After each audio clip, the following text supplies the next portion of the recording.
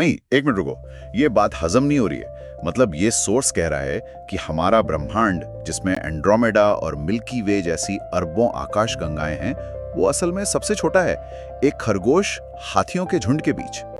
ये किसी प्राचीन ग्रंथ से ज्यादा किसी क्रिस्टोफर नोलन की फिल्म की स्क्रिप्ट लग रही है। एग्जैक्टली और यही बात तो इससे इतना माइंड ब्लोइंग बनाती है।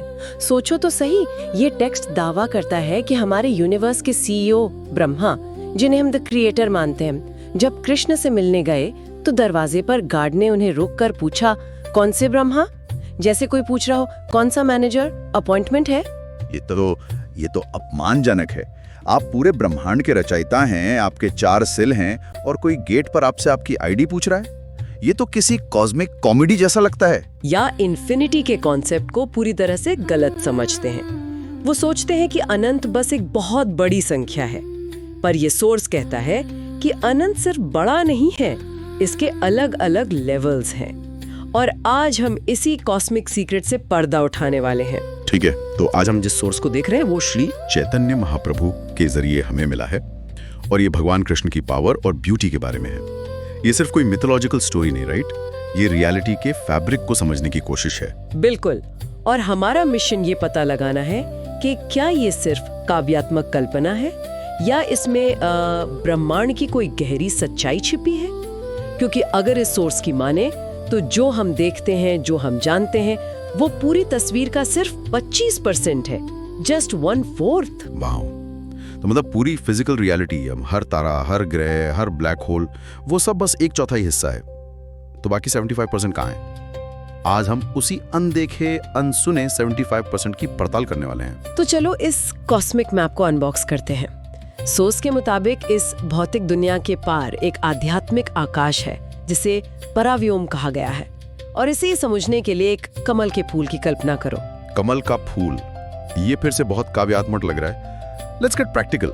इसका असल में क्या मतलब है? ये कोई असली जगह है या सिर्फ एक मेटाफोर है? ये एक मेटाफोर है जो एक, क्या कहते हैं, असली स्ट्रक्चर को समझाता है। सोचो कि उस कमल के फूल का जो बीच का हिस्सा है, जिसे कर्णिकार कहते हैं, वो कृष्ण का पर्सनल रेजिडेंस है, गोलोक वृंदावन। और उस फूल की जो पंखुड़ियां हैं वो अनगिनत वैकुंठ ग्रह हैं, जो आध्यात्मिक दुनियाएं हैं। अनगिनत, ये शब्द हम बहुत आसानी से इस्तेमाल कर लेते हैं। क्या सोर्स हमें कोई अंदाजा देता है कि हम कितने बड़े स्केल की बात कर रहे हैं? Give me some numbers. ना विशाल है कि उसे मापा नहीं जा सकता। एक कोशिश की गई है। सोर्स कहता है कि एक ग्रह का विस्तार 8 मील को 100 से, फिर 1000 से, फिर 10,000 से, फिर लाख से और फिर करोड़ से गुणा करने पर जो संख्या आती है उससे भी ज्यादा है।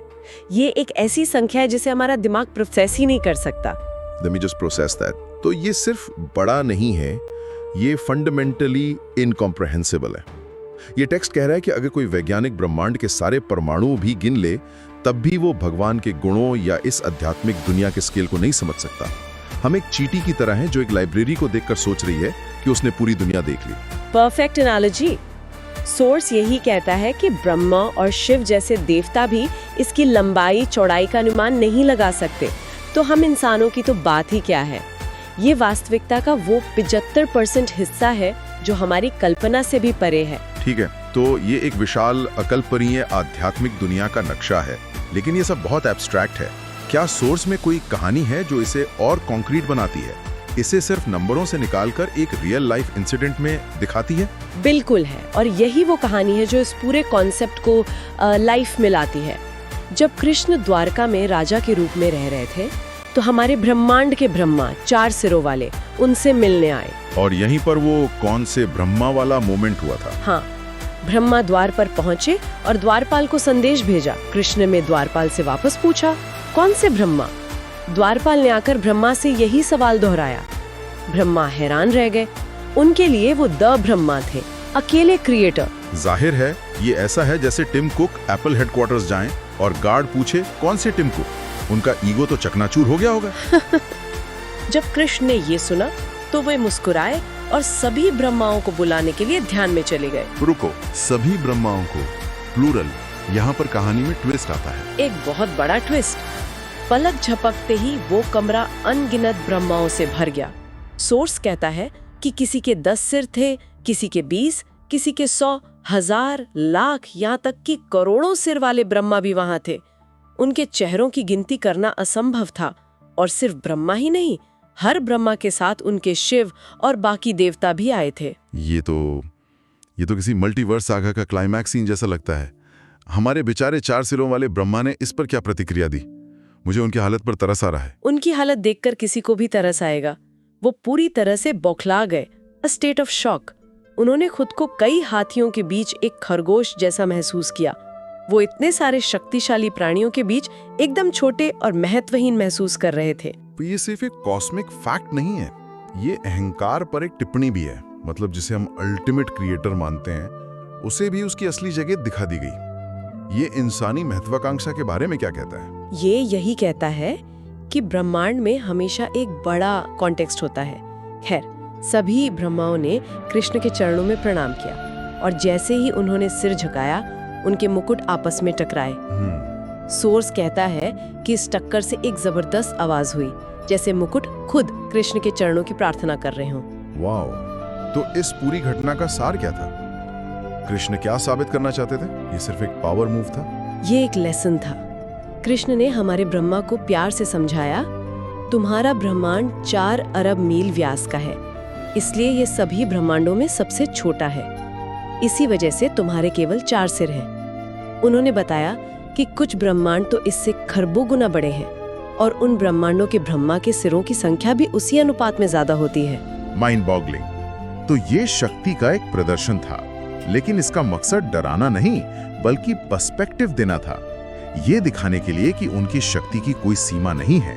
ये पूरा भौतिक जगत, जिसमें अनगिनत ब्रह्मांड हैं, उनकी कुल ऊर्जा का बस 1/4 हिस्सा है। एग्जैक्टली। और जब आपको लगता है कि आपने इस असीमित शक्ति और ऐश्वर्य की स्केल को समझ लिया है, तभी कहानी एक ऐसा मोड़ लेती है जो सब कुछ बदल देती है। सोर्स कहता है कि कृष्ण का एक और पहलू है जो इस अनंत शक्ति से भी श्रेष्ठ है।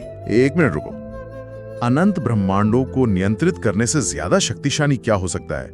मतलब what could possibly top that? उनका माधुर्य। माधुर्य मतलब मिठास, स्वीटनेस? आप कह रहे हैं कि स्वीटनेस मल्टीवर्सल पावर से ज्यादा बड़ी चीज है? ये सुनने में तो बहुत अजीब लगता है। ये सिर्फ स्वीटनेस नहीं है, ये उनका पर्सनल चार्म, उनका मानव जैसा रूप है। एक युवा ग्वाले का रूप जिसके हाथ में बांसुरी है, जो वृंदावन में रहता है।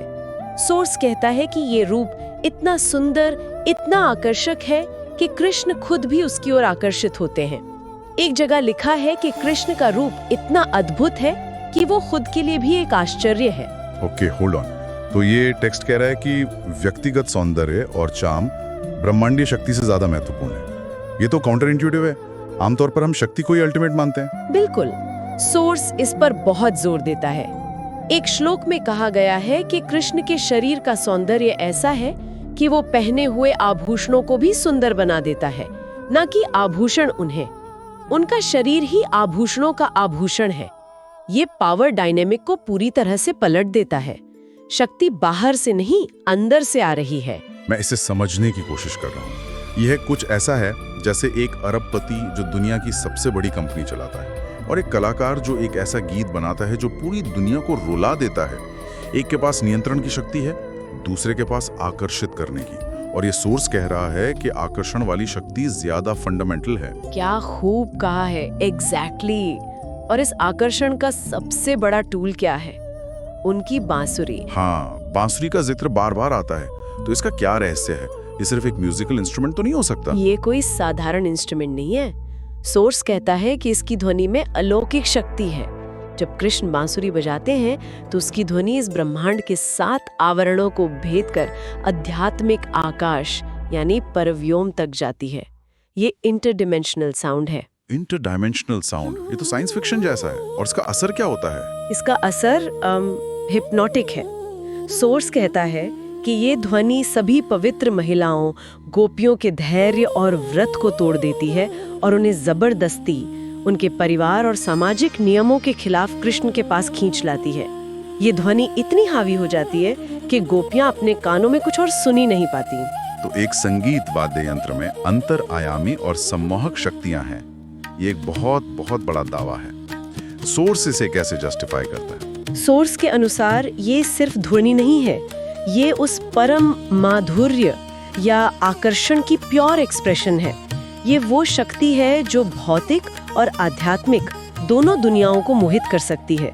यहाँ तक कि वैकुंठ की देवी लक्ष्मी, जिन्हें सबसे पवित्र और उयंद माना जाता है, वो भी इस ग्वाले के रूप और उसकी बांसुरी की धुन की ओर आकर्षित होती हैं। वो इस माधुर्य का अनुभव करने के लिए कठोर तपस्या करती हैं, लेकिन उन्हें वृंदावन में प्रवेश नहीं मिलता, क्योंकि उस प्रेम में एक स्पॉन्टेनिटी और निस्वार्थ भाव चाहिए जो नियमों से परे है।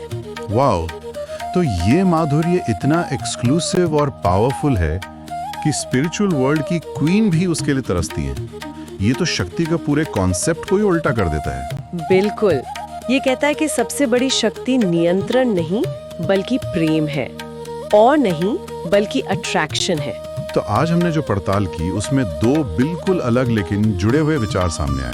पहला, अकल्पनीय शक्ति और ऐश्वर्य का विचार, अनंत ब्रह्मांड, हर एक का अपना ब्रह्मा, और ये सब सिर्फ 1/4 वास्तविकता है। ये एक ऐसा सच है जो हमारे ईगो को चकनाचूर कर देता है। और दूसरा, जो पहले से भी ज्यादा रेवोल्यूशनरी विचार है, वो है व्यक्तिगत रूप का माधुर्य और आकर्षण।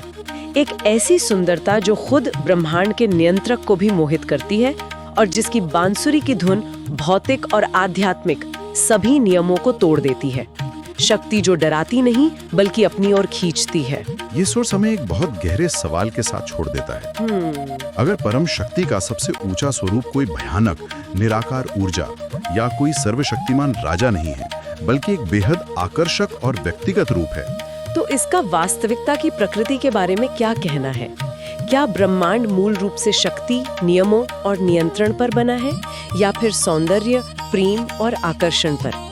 ये एक ऐसा विचार है जिस पर सोचने की जरूरत है। क्या यूनिवर्स का अल्टीमेट लॉ ऑफ फिजिक्स है या लॉ ऑफ अट्रैक्शन?